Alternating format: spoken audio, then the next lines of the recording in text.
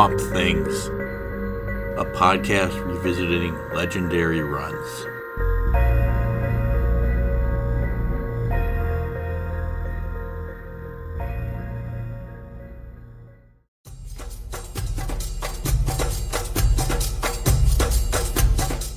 The dreaming gorilla sat numb and unfeeling, deep in a twilight stupor.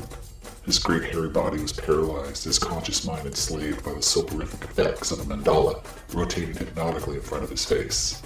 The dreaming gorilla had sat thus, frozen in his cell, his thoughts empty of all but the will of a mesmerizing light, for 3 years. Until one day in the 4th year, a voice whispered to him, a call from the nether regions of his own unconsciousness, and told him to close one of his eyes. Though the feat took yet another year of his life, he obeyed, and was rewarded with power. Deep in the most primal part of the dreaming gorilla's brain, the mind force uncoiled like a great, loathsome serpent. It slithered out of his psyche and hungrily sank venomous fangs into the planet itself. It reached out to the north, where the Sicaria winds blow dryly across the great Sahara wastelands, to the east, where the billowing thunderheads drench the equatorial rainforests, to the south and west, where distant cousins wait, unsuspecting, for his call to arms. And somewhere in the black scourous pits of the dreaming gorilla's subliminal thought, the whispering voice had become a nightmare scream, howling for revenge. Soon, Solivar, soon you shall prostrate yourself before me and beg forgiveness from Grodd.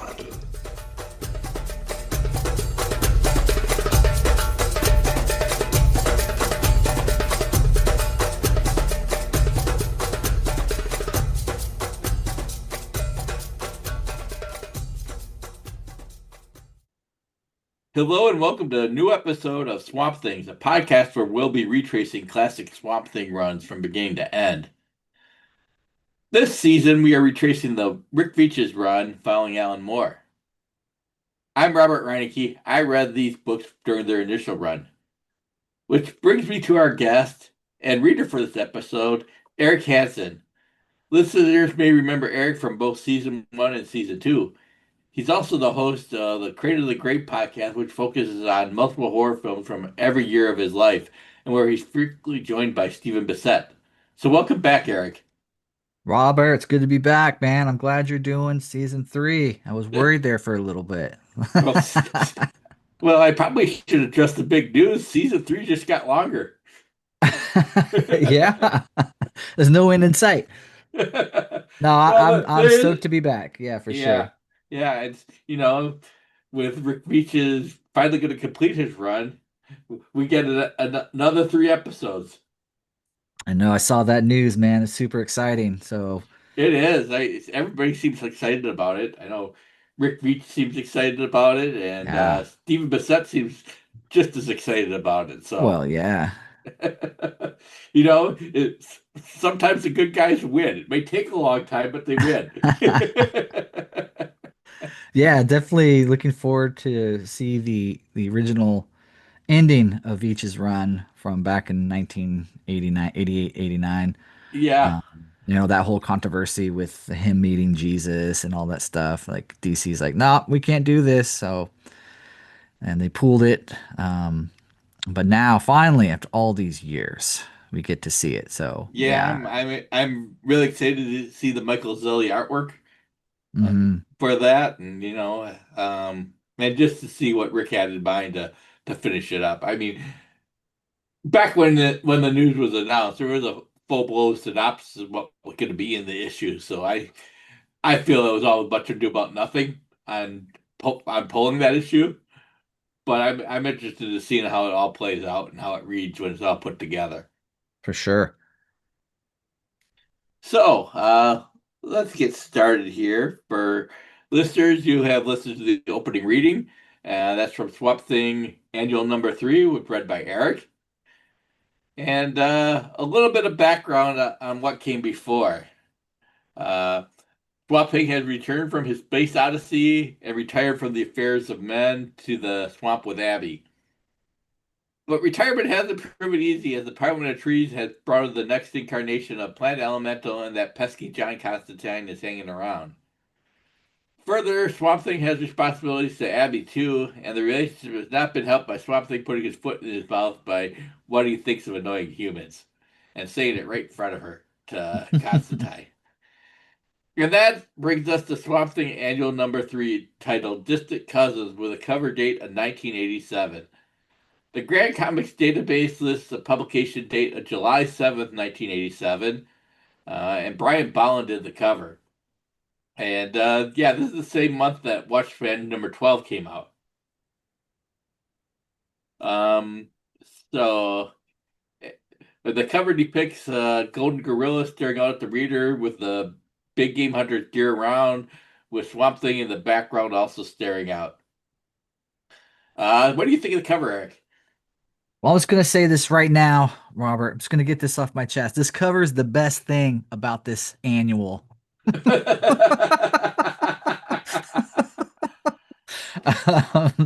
The cover's beautiful. Yeah, It's the cover is beautiful. of course, you get an artist like Brian Boland. Hmm. He's going to give it 100% every time. It's amazing drawing of the Swamp Thing's face and then the gorilla. Is it who? Which gorilla is that? That I get them all That's mixed up. Kongorilla. That's Kong. Okay, yeah, the golden one. Yeah. Um, yeah, I mean, Brolin's work is it's so detailed, and the compositions are always spot on. Like when I saw this, because I was collecting Swamp Thing when this came out, Hmm. and saw this cover. I was like, oh my God, is Brian Boland doing the interiors too? And then I opened up the issue. I'm like, oh shit. Well, to be fair, Brian Bull was probably neck deep in Killing Joke at this time. That's true. That's true. And we know from our experience with Camelot 3000, we know Brian Bull is not the fastest artist in the world. No, but he delivers. I mean, I give him all the time in the world when he brings this to the table. Like, okay, it was worth the wait. But yeah, beautiful cover. Love it. Hmm. Yeah, it's a good cover. I especially like the two sets of eyes staring out. I think Yeah, that really makes this thing work. for sure. So let's get to the interior credits. The script is by Rick Veitch. Pencils are by Rick Veitch, Shawn McManus, Jim Fern, and Dan Woch. Inks are by Tom Yeates. Edited by Karen Berger. Colors are by Tatjana Wood. Letters are by Augustin Moss. I'm not familiar with Augustin Moss. I probably should have looked it up, but and there's a special thanks to Alan Moore who probably suggested some elements of this. I would think the Yeah. Congo Bill stuff probably reads the most like Alan Moore.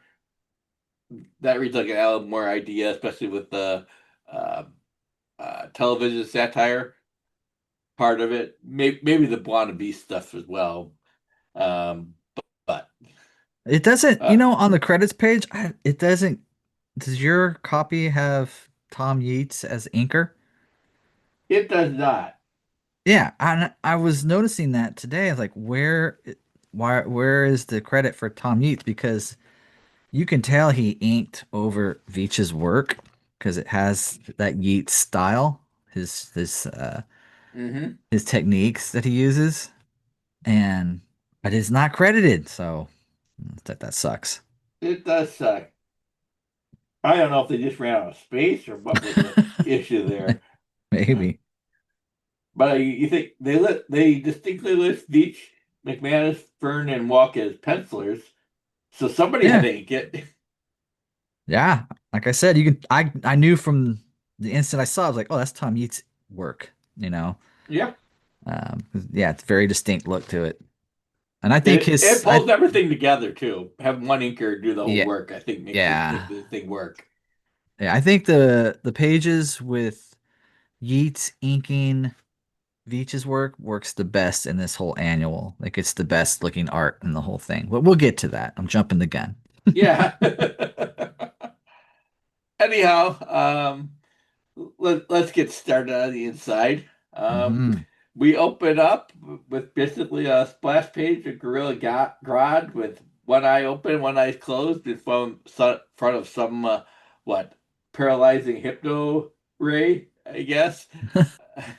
Um, Basically, just you read the reading. He's sitting there, giving us a taste of what he has planned. So he's going to be the big bad of this issue. Is very clear of that.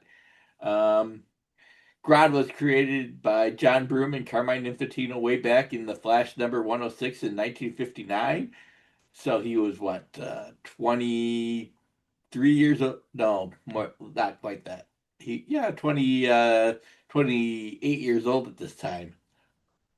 I first ran into Grodd in Secret Society of Supervillains in the 1970s, or as part of the Legion of the Doom, one of the two, whatever came first in Super Friends.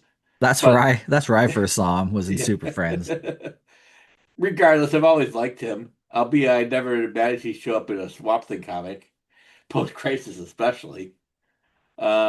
I mean, he was probably sitting around unused at this time since Barry Allen was. This is the period where Barry Allen was dead.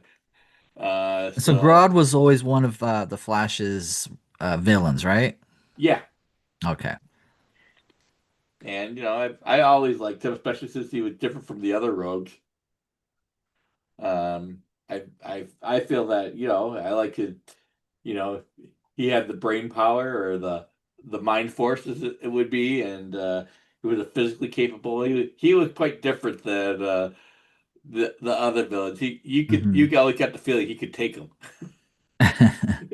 Yeah, I don't know much about Grodd, just that he was a Flash villain and he was part of the Legion of Doom, but like his origin, and I think that's my main problem with this annual, Robert. It's like I don't know anybody in this annual Well, except for Swamp Thing and Abby, and that's it. I know Swamp Thing and Abby and Grodd, and I kind of knew Salvar sort of because I had read things by this point with Grodd in it, but it's like But it's a cool splash page. I like that, yeah. the big drawing of Grodd with he's got the yellow light, beaming into his eyes, and he's giving his monologue.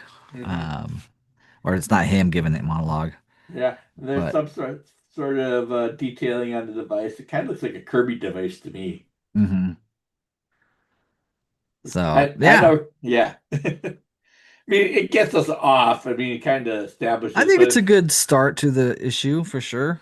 yeah, I will say I never expected to see Grodd in a Swamp Thing comic, which is Well, both intriguing and going, well, this could be go mhm. off the rails, Well, he's not the or only monkey that shows up. yeah. We have to wait just a little bit for that because then we have like the next couple of pages are Swamp Thing catching up and trying to apologize to Abby.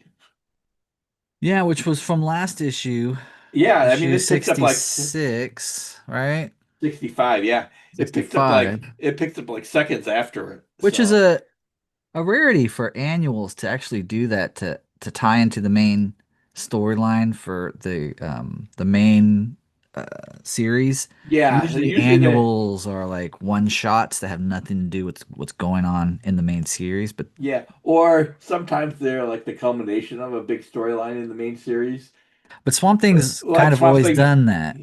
Yeah, They've always like issue the second annual with yeah, Down Amongst the Dead Men. that was a wrap up. If you missed You that annual, you were out of luck, man. you're out of luck. That wrapped up the story, but yeah, this one But is kind of these days, yeah, I still collect comic books, and most of the annuals you can miss them and it's not you don't miss a beat. Like nothing really is going on in I those. feel like if you have a subscription to the book or you have it on the pull list, you all the stories can be contained in that. Hmm. I mean, occasionally if you have like Batman and Detective, I can see a crossover between them and a big of that, but I like my story. I want to read the story. It's in one book. Not I go have to go buy a completely other book.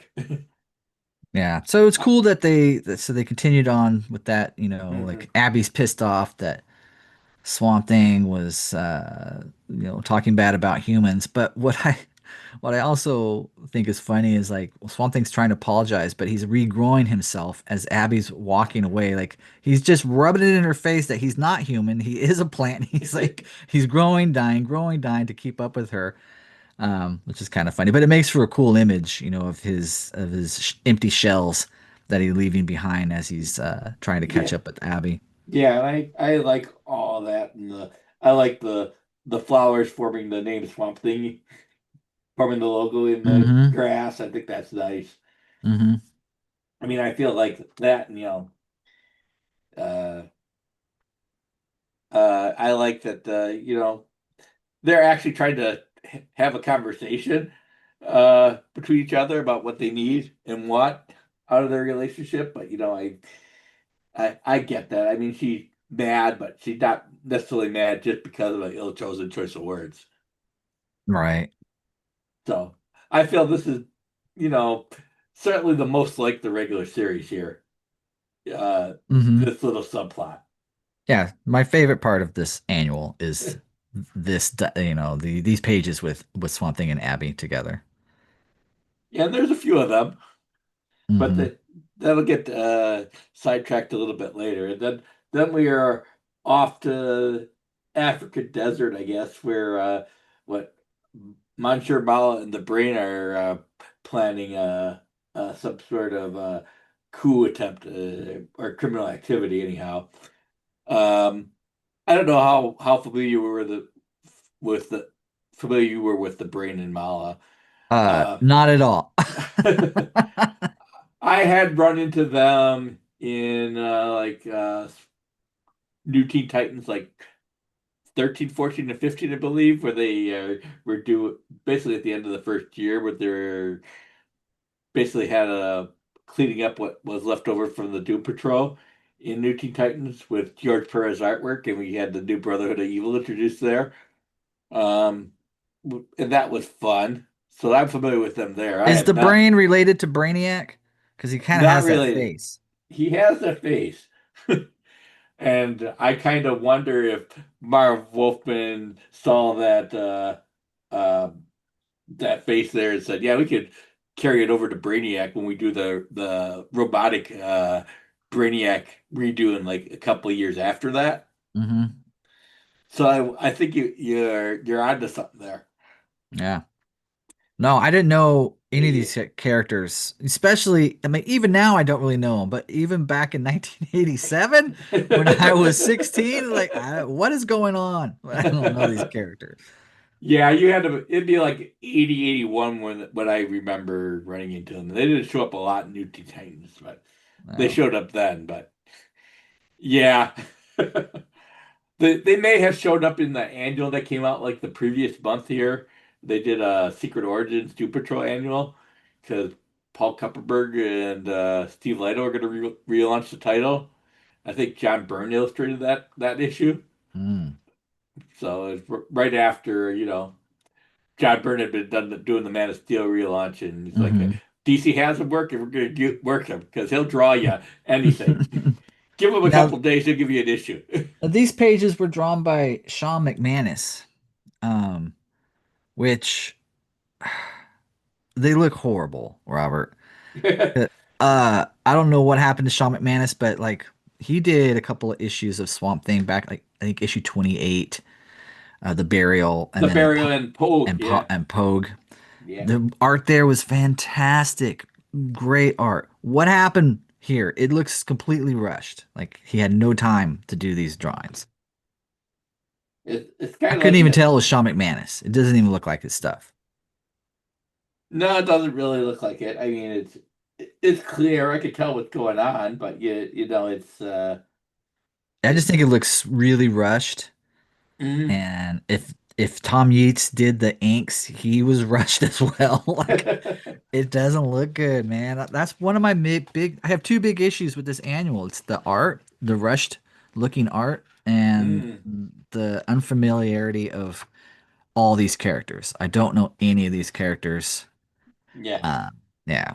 Yeah, I feel like I got to know the Brain and Mala better when Grant Morrison took over Doom Patrol in like 1989 or so, Mm, and he didn't get to the Brain and Mala right away. So it's like I barely know them, and the story. I agree, the art's not great here. I mean, the only thing I do uh, recognize is uh, the Tears for Titano headline by Lois Lane. That Hmm. that is a direct reference to the Superman Annual #1 by John Byrne and Ron Frenz, which came out like 2 months prior. So they were clearly trying to tie the DCU very much more interconnected. At least that was the Hmm. intent I feel at the time. That would go away because nobody could keep up with that, especially when you're publishing what 50, 60 books a month. They would soon end up doing Yeah. too many Oh, books for that type of interconnection. yeah.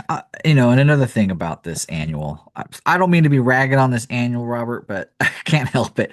It's it's too comedic for a Swamp Thing comic, which is supposed to be sophisticated suspense horror, which is why No, I this started collecting from the beginning, right? no this is definitely the comedy issue. This is it is the comedy episode, and I'm not a fan, dude. Well, that is fair. I had a feeling that might come up. Yeah. Even back then, like, so I read this when it first came out in 87, Hmm. and over the last, 40 some odd years, I've read it one more time. Like, so this is the third time I've read it was for our podcast. Yeah. And which is saying a lot because I've reread issues of Swamp Thing many, many times. The American Gothic saga, and then Yep. after Swamp Thing dies and goes to space, I've read all these issues out countless times. I always skip this annual. It never clicked with me. So I don't know why you gave it to me to read, Robert. Because I give you the annuals. No, it's fine. That's the price you pay to get the annual with Batman in it. Exactly.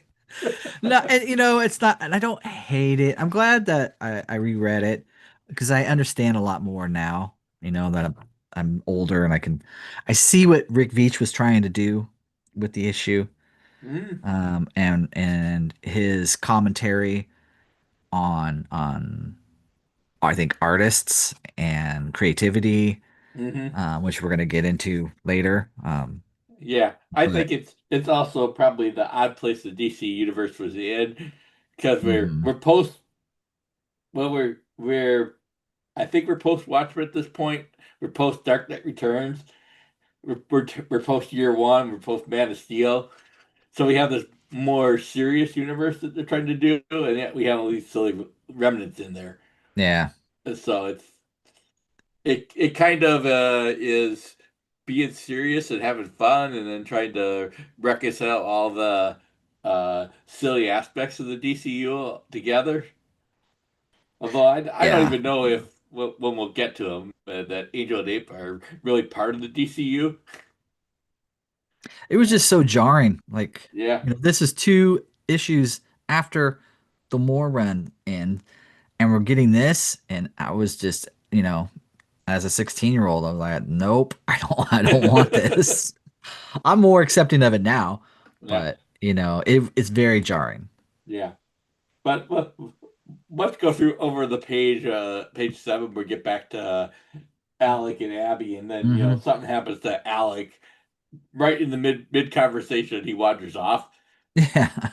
Pro tip: not a good choice when you're having a serious conversation with a wife. And then No, yep. but I mean, to be fair, he's being manipulated by Grodd. Mhm. Uh, he's this is our first kind of hint of like something is going on. Like, so Gorilla Grodd is able to, uh, you know, control the minds of these apes by this whatever this device he's looking into, and he's controlling these apes as we see throughout the issue. But he also somehow got a hold of Swamp Thing's mind. Yeah. And Well, I mean, I think that's kind of you know part of what Veitch has been leading up to is that Swamp Thing is more connected to the electromagnetic forces of the world than ever before. hmm So maybe he's more susceptible or vulnerable to that. but I can't blame Abby for being mad. Like, where are No, you going? Why are we're in you walking the off? we're in the middle of a conversation. Yeah. They'll go from a serious note where she's bad to a very unserious note where we introduced San Simeon and Angel O'Day, Angel and the Ape, while Sam is the comic book artist, which I feel like we get some of the satire on that. I feel Rick Veitch has probably laid out some of his frustrations with editors and such. That's what I'm picking up. I always felt like this was like Jack Kirby and Stan Lee having a conversation. That could be too.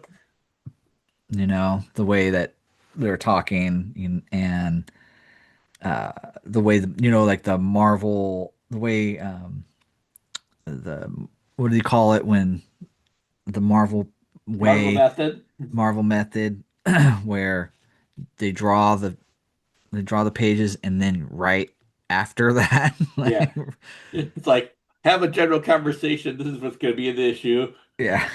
Artist draws it up, and then the All right. the writer fills in the word balloons, basically in the narration. Yeah. So I always felt like that was like Veach commenting on Kirby and Hmm. Stan Lee. Although I feel that like I doubt Kirby had a model in a bikini posing for him. Probably not. Who knows? Who Who knows what knows? on behind closed doors? Maybe he had a good relationship with his wife. Mm, you never know. You never know. But again, I don't know these characters. I Also, don't I don't know Who's them this either. guy? Who is this And guy? from what I was able to do, I mean, Angel of the Ape was a short-lived series created by Enos and Bridwell and Bob Oxner in like 1968 to 1969, before my time. It Yeah. included a showcase issue, 3 issues of the book titled the same, and 4 issues of Meet Angel, which was basically Angel of the Ape was just continued as Meet Angel for 4 more issues. I was one at the time it came out. I have no idea that it even existed.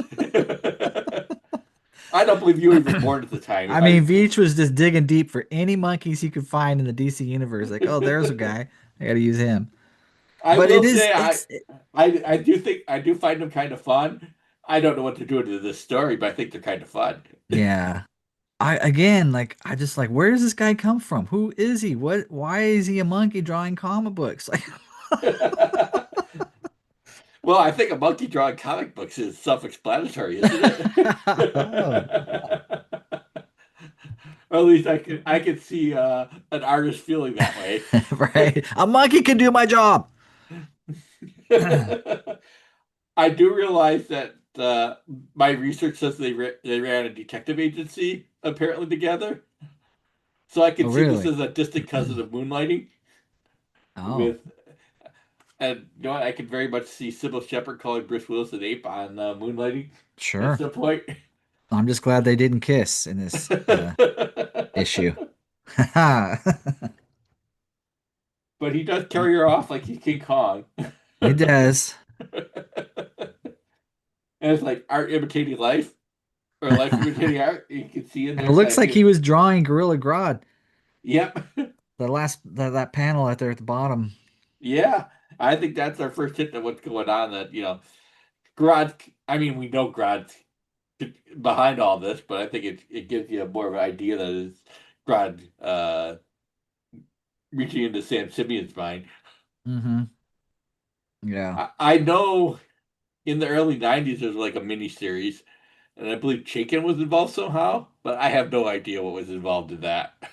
A Sam Simeon's miniseries with Howard Chaykin? Yeah, Whoa. I'll have to check that out if that exists. I might be incorrect on that. It's just like 4 issues in the early Hmm. '90s, and we got to publish something.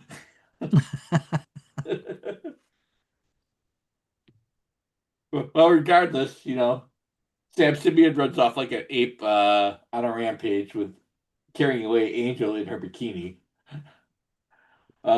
I do like these pages. I don't know if they fit with the rest of the book, but I feel that they are amusing in their own right.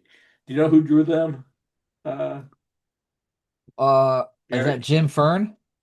That makes sense to me. Yeah. Like, so yeah, Jim Fern was in charge of the Sam Simeon segments of the annual.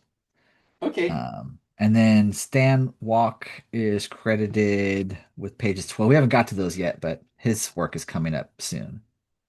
Now, Stan Walk will be the Blonde Beast stuff.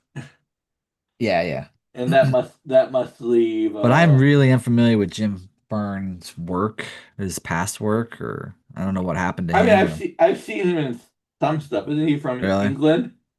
I don't I know. feel like he was on Judge Dredd for a while. Oh, okay. At least that's my recollection. It could be totally off base.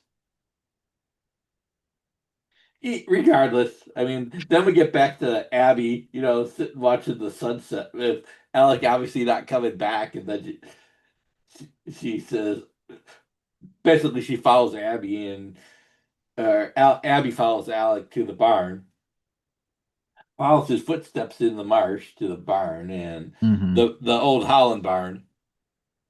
Which didn't that explode? I would have thought it exploded at least a couple times before. It's looking pretty good for, it's Yeah, 3 sticks of dynamite that exploded. It turned three Alec sticks of Holland into dynamite Swamp Thing. and a spaceship exploded out of it. Oh yeah. Doctor from Beyond. Maybe Swamp Thing keeps rebuilding it. Maybe he fixes it because he misses it. This is a home. Apparently, but I mean, it is still standing against all odds. Yeah. But something's going on with Swamp Thing, man, because he's tripping. He's He's like tripping back. trying to mix chemicals with broken beakers and I what's mean, going on? he's definitely reverting. It's a de-evolution. Yes, he He is. is Devo. I feel that de-evolution is kind of one of the themes of this Mm, story, at least for a little yeah, bit. okay. Can see that. Then we get from there we go back to Africa again, and we're introduced to Buana Beast, and I had no idea who Buana Beast was at the time. Again, who? Who's this guy in the tutu? What's happening with I don't know what he's wearing, but the Speedo. I I have no mean, idea what his powers are. well, yeah, I mean, we're kind of introduced to them a little bit, but it's kind of like Buana Beast. Who is this guy? And Desmond Tutu. I mean, he was created by Bob Haney, which explains a lot. From what I can see, it's like Showcase number 67 was his only appearance, and that was way back in 1967. I Mm, wasn't even born yet, so I had no idea who Blonde Beast was. mm, But, Bob Haney and Mike Sikowski, I know who those two guys are. mm. Blonde Beast infamously had the power to combine two animals into one, I feel which, like yeah, he's kind of a swindler though, man. Like yeah. so he's taking this priest, bishop guy to because the bishop guy wants to meet his like I guess some like ancient god or something that he heard was around these areas and so Hmm. what is his name? Matt Maxwell? Maxwell? Yeah, Maxwell. Mike Mike Maxwell. Maxwell, yep. He's like pretending that he doesn't like, oh, okay, I'll take you and then he turns into Buona Beast. Hmm. Um he's cause he's blindfolded the priest. So he's like swindling this guy out of his money, I feel like. Well, he Because is taking him to be Blonde Beast, so it's not really a swindle. I guess, but it just But it is seems a kind of silly, I got to blindfold you to take you to the Batcave type deal. Don't uh, peek. But yeah, I mean, I had no idea who Duba the Ape was, other than it is his pet of some sort, and carries over the magic elixir that turns him into Buona Beast, if you say so. that monkey's getting a little close to, Yeah, to Mike Maxwell there. I note that Mike Maxwell say that he has to keep up the Macho Man persona here, which kind of makes me wonder: Oh is, yeah, is like that implying that he's gay, or do they have he have an ape relationship of some sort? I don't know, man, but Rick Veitch is pushing it, man. He is He's definitely pushing it. there's like that there's a tiny little panel there where Mike's and the monkey are like getting close, and he's like, "Oh yeah, that's it. I can feel it. I can feel it." Like what's going on? And then they zoom Yeah, out, and he's turned into Moana Beast, and now he's like half naked with a helmet. yeah. And a loincloth. Cloth. Yeah. That's so sorry. Really, I mean, I did know Buona Beast not at this time, but a couple of years later, uh, Grant Morrison included him in the issue of Animal Man. Hmm. So I knew him then, I've but heard the name, but I don't really know who. Yeah, who he is. may be the most famous guest character in this book because he did show up in Batman the Brave and the Bold cartoon. Oh, Died heroically even. well, But I feel like it's a character that I don't know if he ever had a time, but whatever that time was, it was not the 1980s. no, definitely not. I But do like what the priest says at the very end of this segment, where I do like that too. he's like, "But the most disturbing part was like wannabes was white."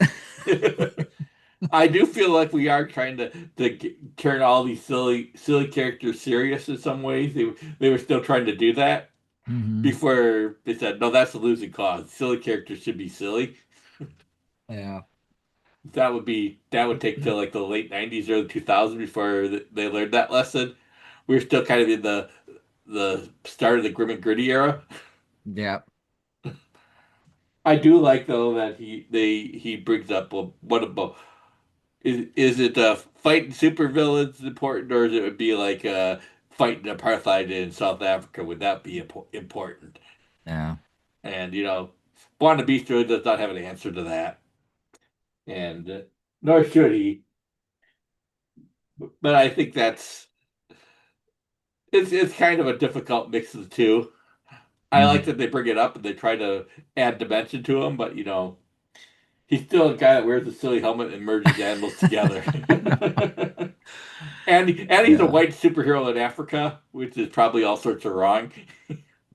Exactly. Like I said, I get it now what Veitch was trying to do, but Mhm. back in the days when I was reading this, I just didn't make any sense to me. I was like, why is this guy here? What's going on? Where's Swamp Thing? Where's the vampires? Where's the werewolf? And I wasn't getting that. I was getting this subtext that Veitch was throwing out there, like you said, Yeah, with apartheid and and these gods being African gods being white, like I get it now. yeah. But I mean, it is certainly question to them and trying to not reimagine them, but at least try to place them into a more mature context hmm. and calling them out. But I will say that when the ape turns on Mike Maxwell and actually attacks him and bites him, I feel that's an effective stage because it's so sudden and violent. I feel that works, even if the stuff all around it is still kind of silly. Yeah. Which is, I feel that they're going for that contrast between the silly and scary, but it's not entirely successful. No, not really. Because then that princess, the monkey, grabs his keys to the Jeep and his helmet and takes off. Like, princess, where are you going with my helmet and my keys? Leaving him stranded in the jungles of Africa. And I can't say he doesn't really deserve it, but whatever. We'll get Yeah, back to that. exactly. But first, we got to go back to Abby and Alec, where Alec Yeah, is acting even my crazier. favorite part of the issues is Abby and Swamp Thing. Yes, and Alec doesn't even act like he recognizes Abby, probably because he doesn't. He thinks of her as Linda, and then he kind of Mm. relives the lab explosion. And at this point, I kind of note that we're not really seeing the event from Swamp Thing's point of view. We're seeing it from outside. This is more from Abby's point of view, and we're placed in Abby's point of view, which is kind of different because usually, we usually get the narration box with Swamp Thing's thoughts in it Yeah, and very direct insights. Or back in the old days with Len Wein, be getting thought bubbles, but instead it's Hmm. all we're we're we're definitely outside. We're definitely don't have the first person perspective. Which lends itself to, the mystery of what is going on. Why is Swamp Thing acting this way? Like we get hints Hmm. so far of, what's going on, but so I do think it kind of lends itself to the mystery and what exactly is happening and why is Swamp Thing acting this way. So Yeah, I guess it kind of works. it kind of worked, but and I feel it helps if you're a longtime listener. You've seen Swamp Thing blown up a number of times already, Yeah, yeah, we've seen this scene many a few times. times. So, but I don't think Abby's seen it, and I think it's a good Mm, point of view just to kind of put us in Abby's shoe for a change and mhm. see it, and not know exactly what he's experienced because we know what Alex experienced. We've seen that a number of times. Yes, real familiar with it. So I think it's kind of a fresh take on it. So I like that. But I mean, Hmm. Hmm. you know, we don't really get Swamp Thing's thoughts in this issue, which is quite unusual. Yeah. But then we're back on to another of the subplots, and this is Congo Bill. I kind of know Congo Bill. I read one book that had Congo Bill in I it by don't this know time. who the hell Congo Bill is, Robert. Fair enough. I mean, he was created way back in More Fun Comics number 56 back in 1940. And later he moved on to Action Comics. So he was backing up Superman for a while. Hmm. Um, in Action Comics number 191, April 1954, Congo Bill adopted Janu the Jungle Boy. I don't need to know anything more than his name to know what's up with Janu the Jungle Boy. Oh, man. I missed those issues, dude.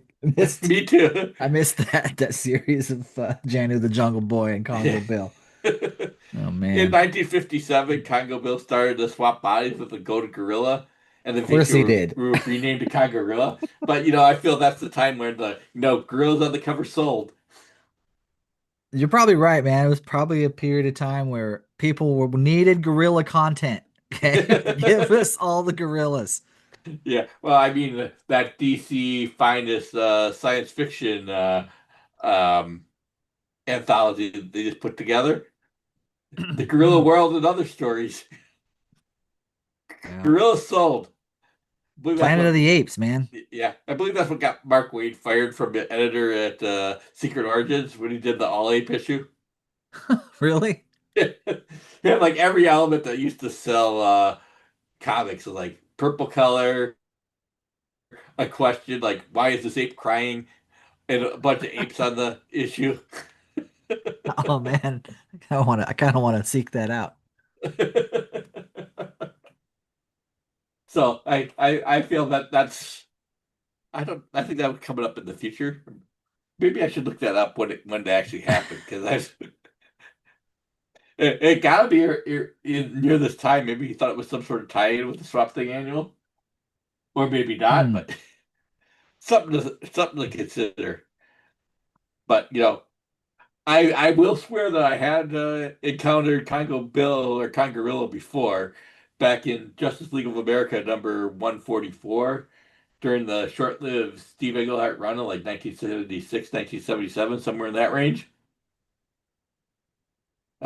Hmm. He was in that issue. Well, what's he doing here? He's trying to get a TV show or something?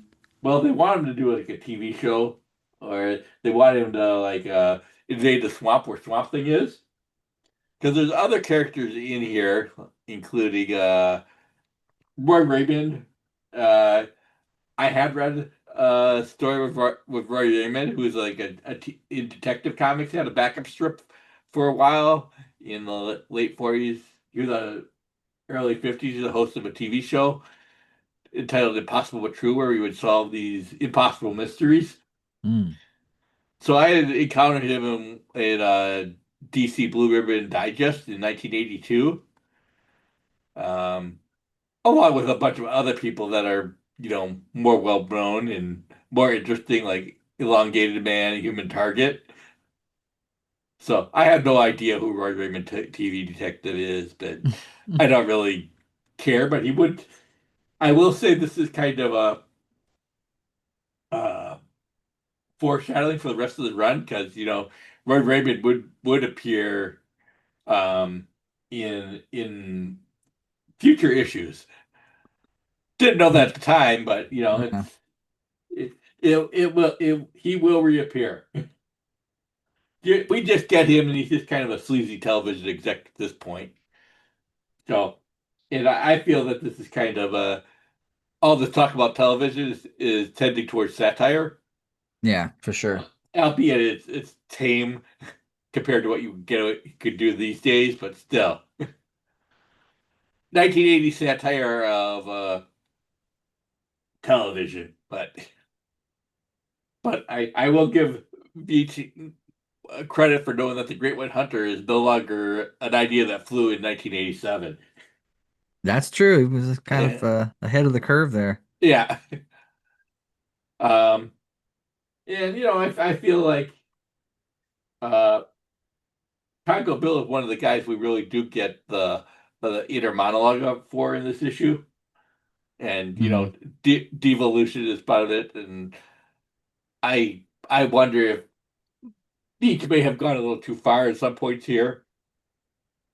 I mean, I feel like Congo Bill excusing the primal urges of the gorilla, what he did as a gorilla because of the primal urges wouldn't fly today. And I kind of wonder if the woman that he counted part of the safari he refers to might be a reference to Diane Fossey, who had murdered like 2 years prior, which would be in very bad taste. Hmm. But I don't know. Don't know either. It's like one of the things you're trying things, you're seeing what will work in this new era, but I feel it's not necessarily uh, the silly and the not everything Alan Moore would lend adult perspective on would necessarily work Hmm. when you put it together. So maybe there's only so far you can update some characters. Yeah. Well, anyhow, Congo Bill runs off, or he switches places with the gorilla, and the gorilla runs off in Congo Bill's body, and Congo Bill or Congorilla takes on the apes, and then we get back to Abby, uh, having no clue what's going on with Swamp Thing. Wait, so does Congo Bill transform into the gold gorilla? They swap brains, they swap minds. Okay, they swap minds. Okay. So the Golden Gorilla's in Congo Bill's body, and Congo Bill is in the Golden Gorilla's body. Oh. Telling you, man, this issue. It's just like, oh man, what is happening? Not every concept can be updated It's successfully. it's rough. It's a rough one. Then we get to Abby following Swamp Thing to the water's edge and just kind of sitting and reflecting. And I feel like I feel this is like some of the most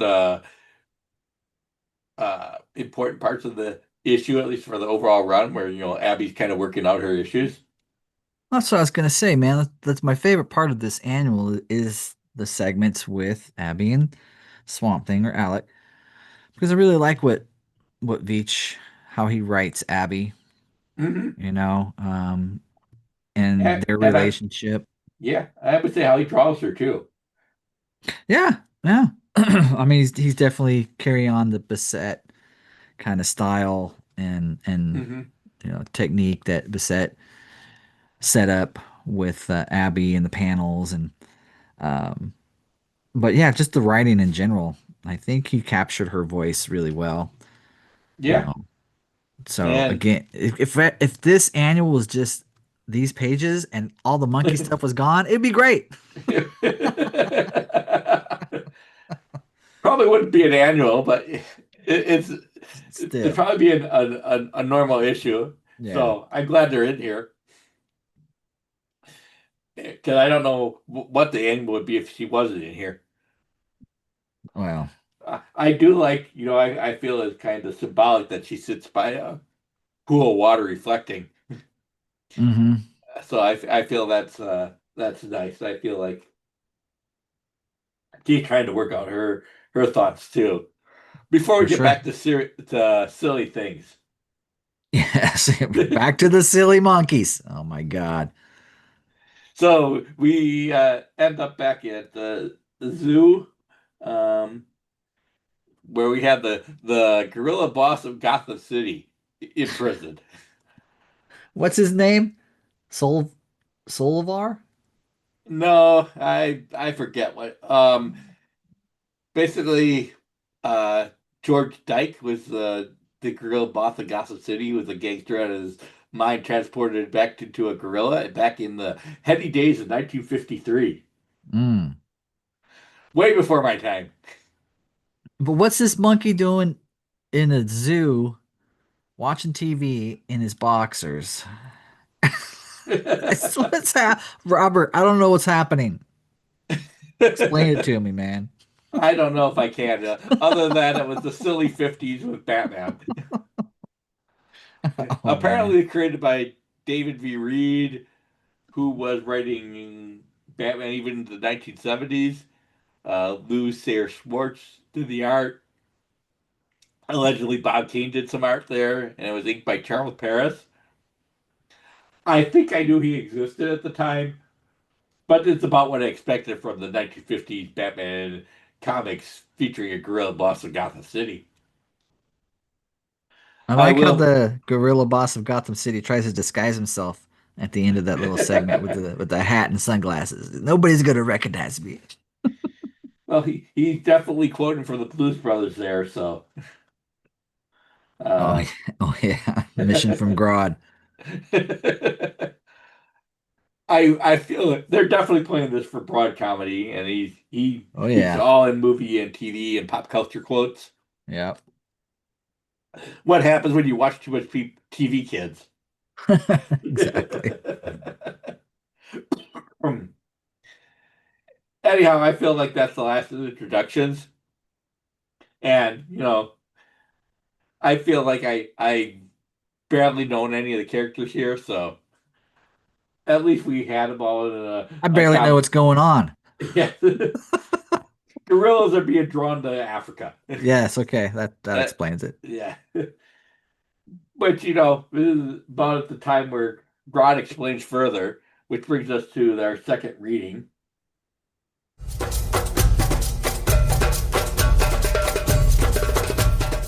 Had his body not been paralyzed, the dreaming gorilla might have smiled in Buddha-like satisfaction. The autosuggestion artfully placed within his subconscious years before had worked flawlessly in awakening the latent fury of his mind force. The mind force that had recruited an army of missing links, reminding each hairy grunt of his forgotten heritage with the taste of blood. The desert winds had pushed throbbing thunderheads over the hidden city. Lightning bolts, each carrying enough energy to dwarf the output of a nuclear generating plant, were pounding the iron core of the surrounding mountains. A charge was building. And like tiny metal filings drawn toward a powerful electromagnet, his newfound army was on the march. And in the churning septic tank of the dreaming gorilla's subterranean thoughts, a banshee screamed in triumphant agitation, its hideous face pushing forth from the raw sewage of being. You stole my wife, locked me in this miserable cell, thwarted my plans for world conquest. Now, I'm planning a party in your honor, Solivar, a party you won't ever forget.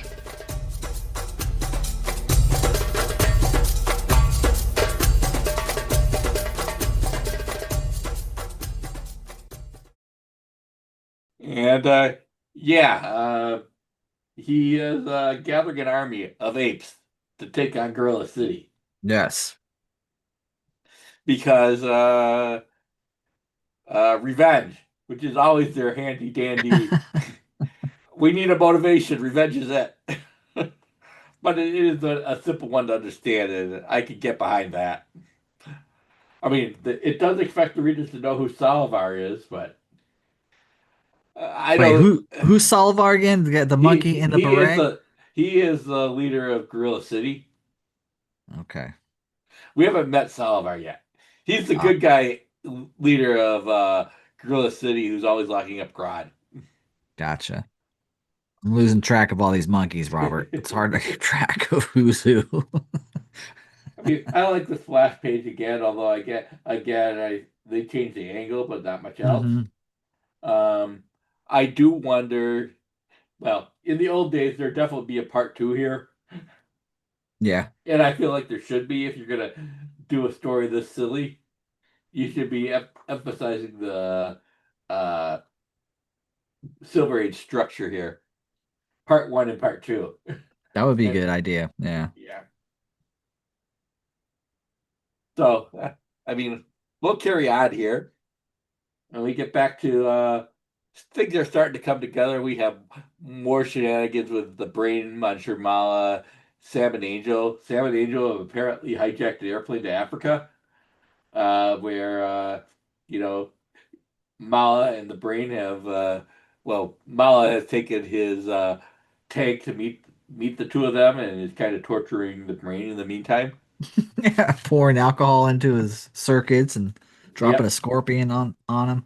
yep. Silly stuff, but I think this is they're not trying to be too uh serious here. No, No, I not at feel all. that's okay.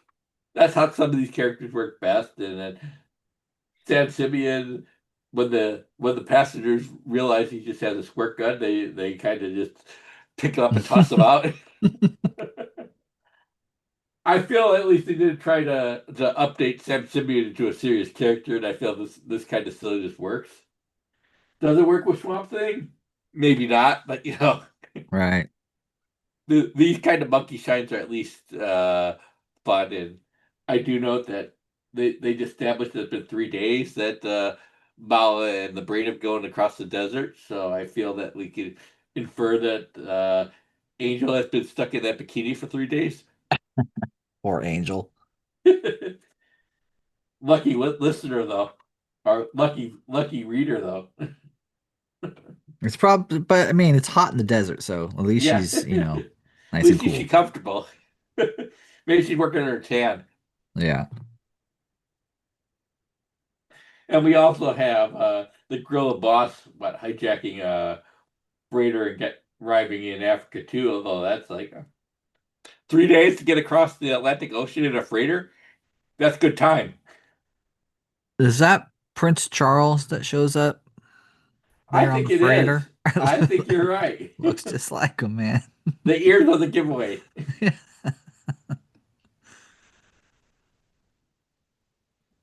But yeah, apparently they talk about Her Majesty there. Apparently he's been interacting with the Queen too. Hmm. To talk about that Rocky Horror bit he did with with Her Majesty's corset. So So apparently he's having a good time. the way that the what is his name again? The Gotham King of The what? gorilla boss of Gotham City. Gorilla Boss of Gotham City.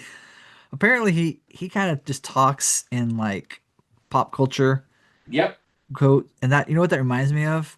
You ever see Transformers the movie with Gar with I did not see that, but it also kind of reminds me of um, Peter Sellers in uh, what's that film? Chancey Gardner. Being there. Oh yeah. No, Yeah. well Gar learns how to speak English by watching TV. So all his dialogue is, pop culture quotes from TV. So that's what this gorilla reminds me of, the way he talks. He's, pow zoom to the moon, which comes from the The honeymooners. honeymooners. Yep. Yeah. And Warp speed. Warp six, Mr. Sulu. Yep. and then he's like, I want that old time rock and roll, which, comes from Risky Business. And so, I mean, that's fun. That's kind of fun to read. Yeah, and it's back when these were actually fairly new references. Hmm. Well, the honeymooners was never a new reference, but yeah. But I mean, it kind of ends up in the jungle with all the apes converging on Gorilla City. Um, I like that. I mean, the gorilla ape picks up the hitchhiking Janu, which is kind of weird that he get out that way that far, but it all converges on Gorilla City.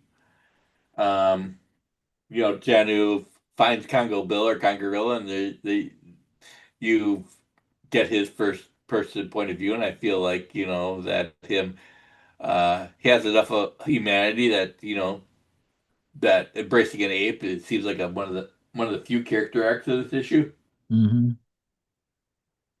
Let's Janu go, who records it, and then we have all these things going on. The apes marching on Gorilla City. That seems to be like something out of Planet of the Apes.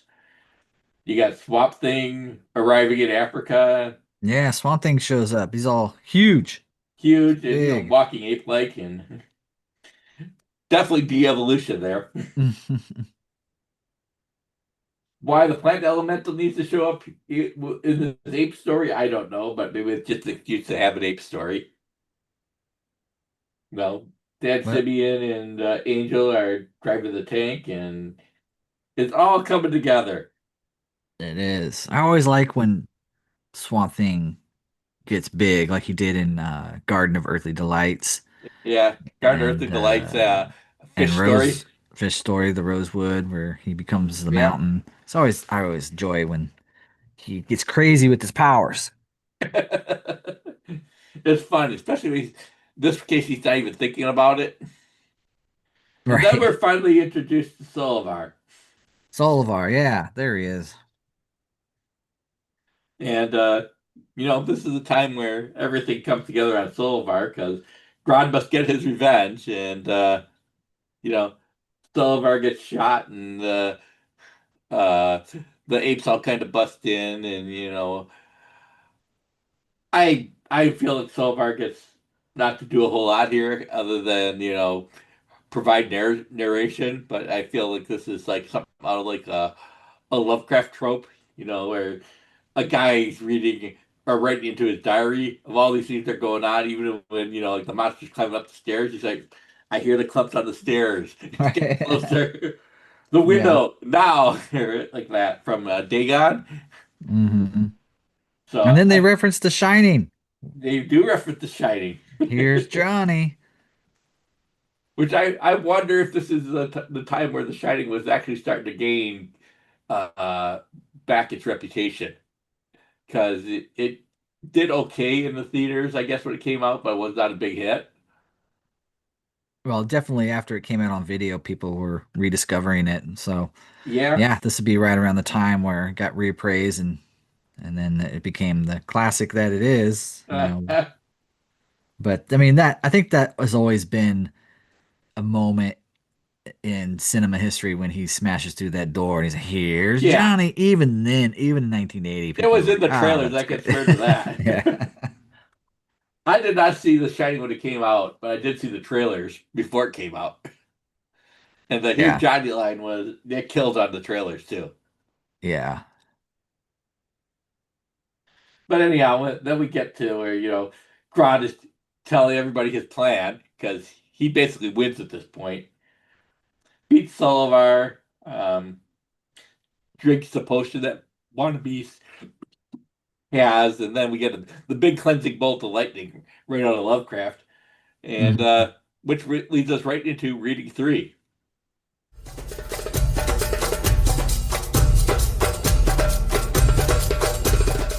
Solvar's Lock. The threat is over. The hidden city stands. We've been granted a reprieve from the reign of Grodd. Our citizens have been returning to their senses and restoring the glory that was Gorilla City. Just what we'll do with the carcass of Grodd's vegetable henchmen, I'm not sure. Perhaps just leave it where it fell so suddenly. Let it grow into a living monument so that our people don't forget. What was this giant elemental? An actual being or just some bizarre manifestation of Grodd's mind force? We'll probably never know. And the usurper himself? He's returned to his place of dreams. I thought he had almost had us there, what with the superpowers and plugging himself into the entire electrical force of the planet. Fortunately, he forgot about the weakest link in the circuit, his own brain cells.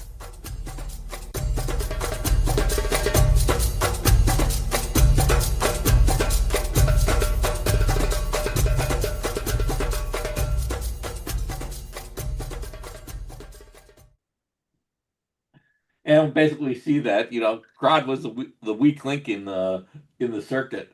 At least Grodd's brain was. He got fried by the lightning bolt. Yeah, he did. It's toast. And the grill boss was quoting Bill the Cat from Bloom County, which is must have been a very recent reference at that time. Oh, that's I didn't even pick up on that, but he's got the one big eye, one small eye. Yep. Right? Like Bill the Cat. Exactly. Yeah. Oh, now okay. Cool. Nice catch.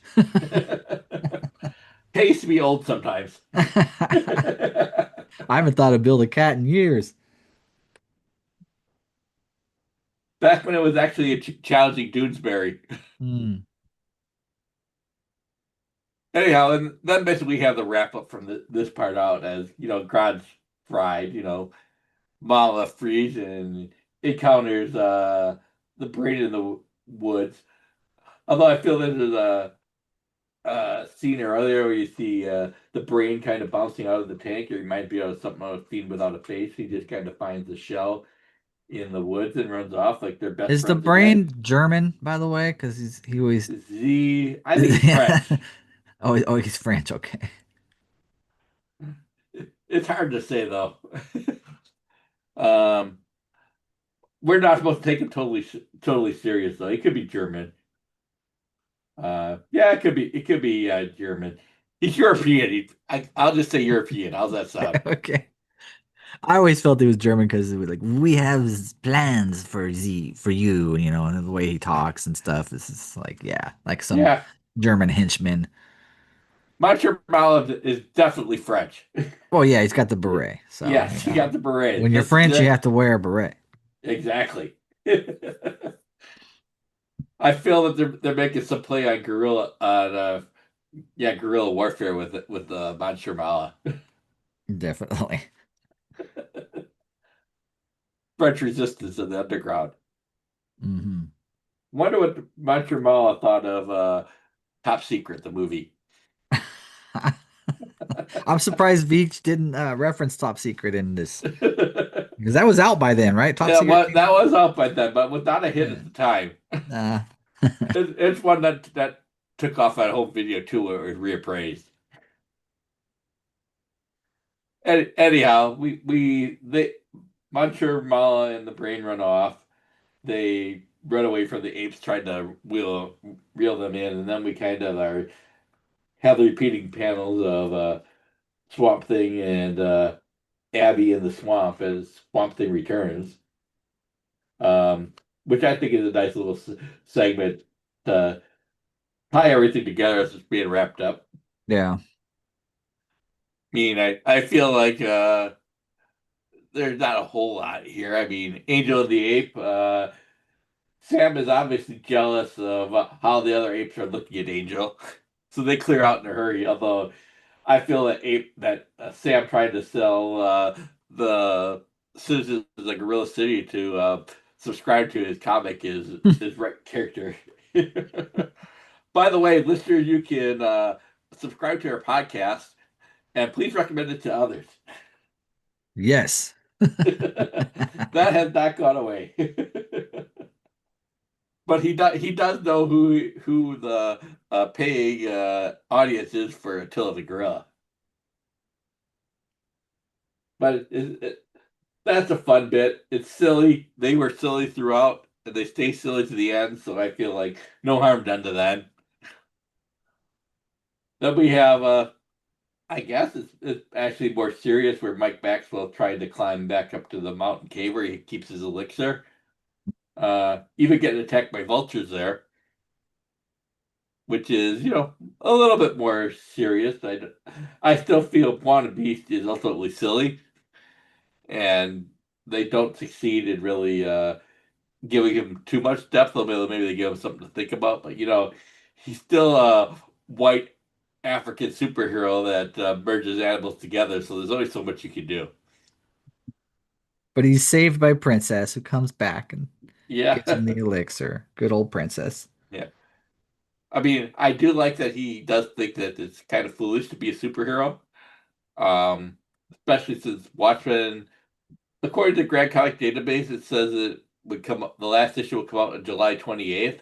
Hmm. So we come out the same month as this. So it's still kind of, yeah, being a superhero is kind of silly to begin with. So I don't feel like anything was ever going to lead from this issue. Anyhow, it's not going to have a big Wanda Beast revival, No, not at all.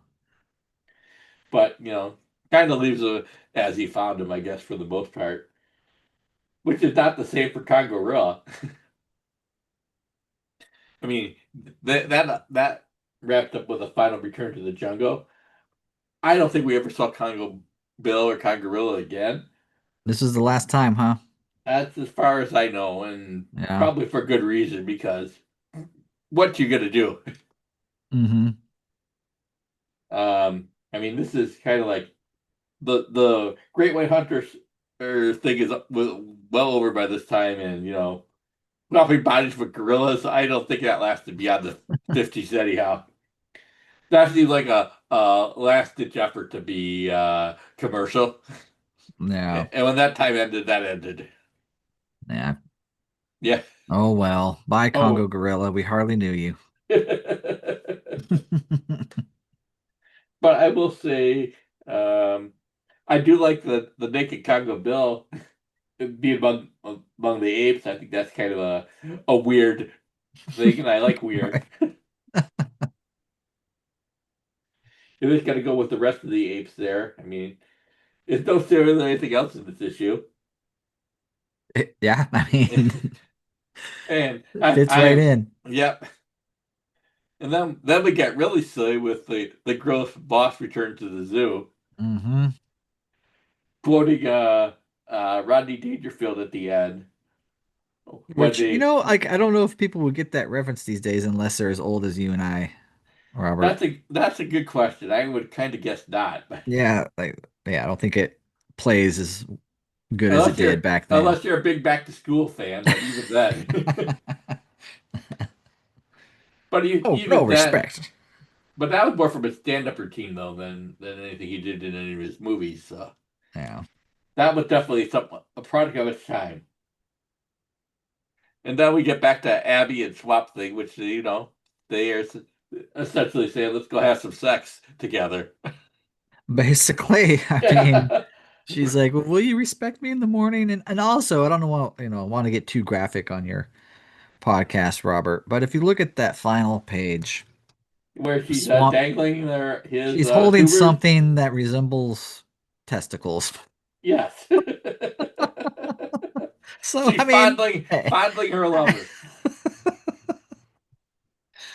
But hey, it's a beautiful drawing. I'll It say is a that. beautiful drawing. Yeah.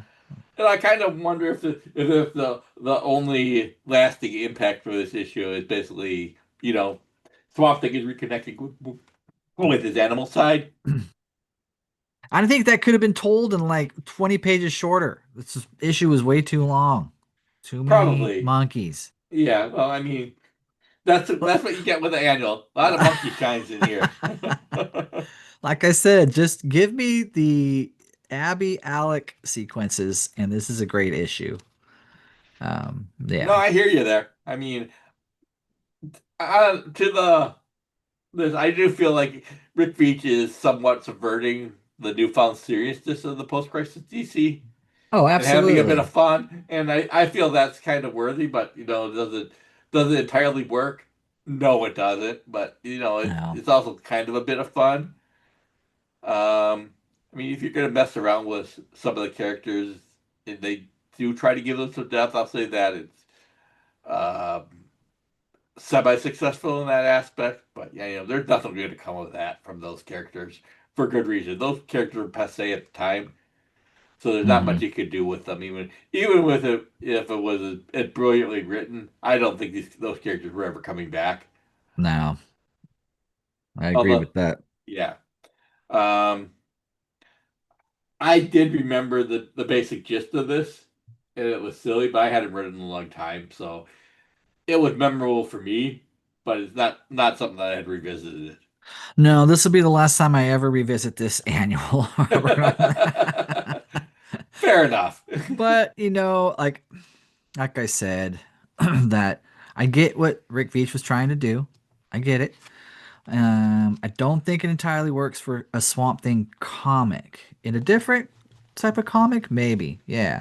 But also, with all that said, thinking about Veitch's run, he's coming on after Alan Moore. Who wants to follow Alan Moore? Nobody. Nobody. And so when you look at it from that perspective, like what he did with the series and the direction he took it, like I'm really enjoying revisiting his run with the new compilations they're putting out with with his run after Alan Moore. And I like what he's doing. I didn't really appreciate it back then when I was younger. I missed Alan Moore. I wanted more horror. Hmm. And Veach Yeah, isn't really giving you horror. He's giving you science fiction, metaphysics. Yeah, metaphysics. Yeah, science fiction, and a little bit more satire than Alan Moore would do. definitely way more satire. But that's his stick, man. That's what Veach does. And like you said in the beginning, they're going to finish his run here. The Hmm. next I think next year they're going to finish the run, which I'm really looking forward to reading and getting to the end of his original run. But yeah, overall, I had an okay time rereading this issue. Not my favorite issue, but it does build on Abby and Alex's relationship, like you said, and it really propels them forward for the rest of the series that, well, at least what Veitch was writing, because it gets even more crazy, with Yes, it will. yeah, trying to find a new Swamp Thing, and it's good. It's good stuff. Yeah, it is, and I really feel that the final half third of this his run is where it really takes off. But Hmm. I have it'll be quite the journey getting there. Yeah. Next episode is Swamp Thing number 66, entitled "One Flew Over the Cuckoo's Nest." I'll be joined by Rob Beach for the next regular issue. Do you have any thoughts on what's coming up? I've read One Flew Over the Cuckoo's Nest recently. Like I said, I'm revisiting, and I think that might be one of my favorite issues of Veitch's run. You get Constantine coming back. You have Swamp Thing visiting Arkham Asylum and Woodrow. You have Batman showing up. Like, it's got a lot, but the way he structures it, his plotting, um, you got Abby going to heaven. Like, there's so much happening in this issue. It's really good, and it all ties together in this perfect bow. I think it's a testament to Veitch's writing. His art was always a little jarring for me. It's not as good as Bissett, but it's still good. It's good stuff. But I'm really, really appreciating his writing more and more as I'm revisiting these old issues of his run. Mhm. And I think it's good stuff, man.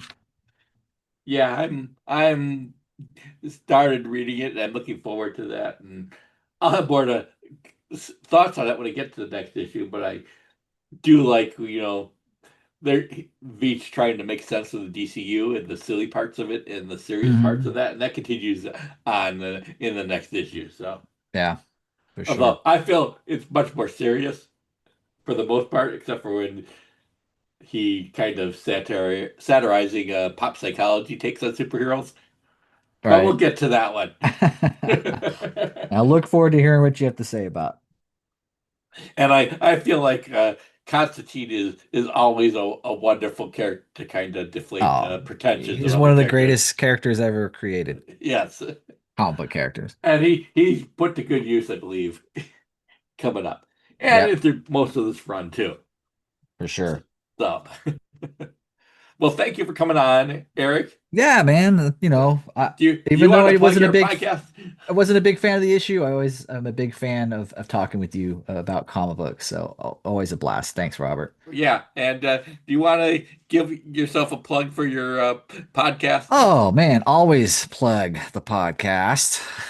Yes, Cradle to the Grave. I'm ending season 3 pretty soon. The 90s. I made my way from 1971 and onwards, and we just got finished with the 90s. I had a big episode recorded with Stephen Bissett, myself, and Sean O'Connor from Macabre Daily. We talked about our favorite horror movies from season 3, the 90s. So look for that in a couple of weeks. It's a really good, fun episode. It's 2 hours. And Bissett, of course, that guy is a horror encyclopedia. He was throwing out movies I had no idea existed. So, yeah, so that's coming up soon. And then after that, season 4 will be kicking off probably in December or January, where I head into the 2000s. So the train keeps rolling, Robert. There's no end. Well, there is an end in sight, but not for a few years until I make it to modern day, which will, probably be, maybe 4 or 5 years down the line. But I'm keeping it going, man. Well, Yeah, so things I are feel going good. like the early 2000s of be stretch you a little bit, depending on how much you like found footage and torture porn. I am not having a good time with the early 2000s, Robert. That guy, yeah, I thought, people say the 90s is a kind of a weak part of horror genre, but the 90s to me had some really, really good horror movies. It's the early 2000s is where things start to go downhill a little bit. And I'm not really enjoying what I'm watching. So, Well, at least when we get to the host, I'll be back for that. yeah, you got your name on the host. So that's what, 2006, I think? Something like that. Then Yeah, right, right. I think the latter half of the 2000s is very strong, and then the 2010s is very strong. Yeah, no, but there's always ebbs and flows in the horror genre. There's dips, there's highs. Right now, I'm on a dip, but I'll make it through it. I'm gonna Yeah. get through it. I got people like Stephen Bissett help me get through it, and yeah, man, I'm having a blast watching, all these horror movies that I grew up with, and There will be some highlights. I don't know if you're doing Pulse, but oh I yeah, recommend it if you haven't watched it. I haven't. I don't think I've seen that one, so maybe I'll check it out. That back with J horror, which is one of the highlights of the early 2000s, if you ask me. Okay, I do like some J horror. That's true. Yeah. But Pulse is one of the best. I don't know if you watch Cure in the 90s. No. No, you should watch that too. All right. Okay. Got my work cut out for me. There you do. And again, Bissett is a regular there. So if fans of Swamp Things want to keep up with Stephen Bissett is doing, I recommend the podcast. Yeah, thank you. Yeah, Yeah, he's yeah, he's a co-host for a lot of episodes, yeah. and he'll definitely be the co-host when I get to Keanu Reeves as John Constantine in the Constantine horror movie. I am looking forward to that one a lot. Yeah, I'm I gonna try mean, to get Rick Veitch as it's both a well, terrible adaptation and a kick-ass movie, if you ask me. so that'll be a fun one. Yeah. I mean, I know exactly why you could object to that movie, and I also know exactly why you could think it's kind of cool and fun.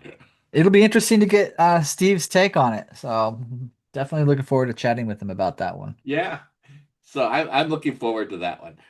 For Uh, sure. I'll be sure to plug that when it comes up. So give me the heads up, Erik. Right on, I will. Okay.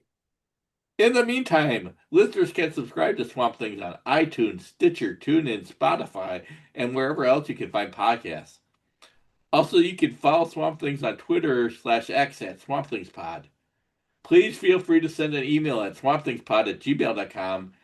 And if you like what you hear, please leave us a review on iTunes, give us a thumbs up, or whatever else you can to help spread the word. Thanks for listening. We'll be back soon.